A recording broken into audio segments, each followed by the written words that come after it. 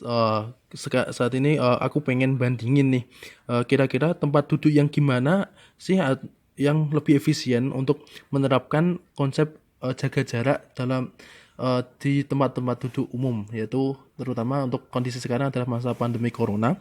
Nah, biasanya kita akan melihat tempat duduk dengan bangku dengan 4 buah tempat duduk, misal yang konfigurasi 1 yang mungkin sering kali ditemukan. Kemudian yang kedua adalah konfigurasi 2. Nah, aku pengen menganalisis dalam sisi matematikanya seperti itu kira-kira. Nah, kalau yang konfigurasi 1 berarti orangnya adalah di titik A dan B, yang X adalah tidak boleh diduduki pastinya. Yang kedua adalah tentunya ya di A dan B juga dengan X-nya di tengah. Nah, kira-kira gimana sih? Kira-kira dari sisi matematika lebih efisien mana? Mari kita analisis seperti itu. Nah, oke, yang konfigurasi 1. Misal kita anggap saja bangkunya itu panjangnya adalah 1 meter. Bangkunya panjangnya adalah 1 meter, kemudian jarak pemisahnya adalah 1 meter misalkan. Nah, misalkan kita asumsikan tiap orang duduk tepat di tengah, sehingga kita anggap jarak antara orang tersebut dengan tepinya adalah 1/2 meter. Seperti itu. Nah, kira-kira kita akan dapat melihat, misalkan kita ingin mengamati orang yang di tempat duduk C. Nah, kita akan mencari jaraknya. Misalnya jarak antara C ke A. Nah, itu kan kita bisa gambaran di sini bahwa jarak C ke X ini kita bisa C ke A kan ini bentuknya adalah garis miring, sehingga kita bisa cari dengan Pitagoras tentunya. Dengan jarak CX adalah sebesar 2 meter, karena kita bisa lihat ini adalah 1 meter, ini sampai sini ada 1 meter, sedangkan C di tengah kan kita asumsikan C adalah di tengah, sehingga di sini adalah 1/2 meter. Kemudian A-nya adalah di sini adalah 1/2 meter.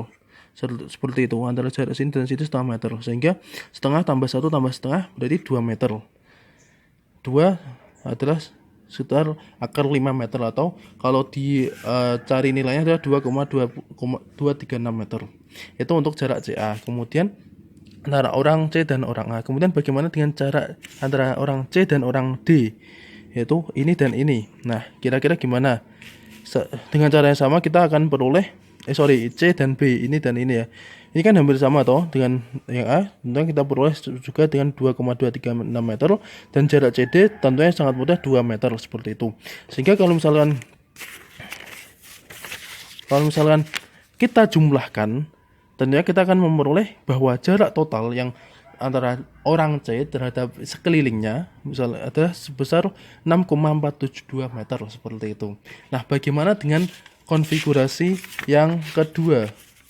Konfigurasi yang kedua adalah seperti ini. Dengan konsep asumsi yang sama, orang yang duduk di tempat di tengah, sehingga jarak antara tepi dengan orang duduknya 0,5 meter, sedangkan jarak atau panjang bangkunya adalah 1 meter, serta jarak antar bangku adalah 1 meter juga. Kita akan memperoleh jarak AC, tentunya sangat mudah, ini adalah tarik garis saja 2 meter tentunya, karena di sini adalah dia di tengah adalah 1/2 meter, kemudian di sini adalah di tengah 1/2 meter.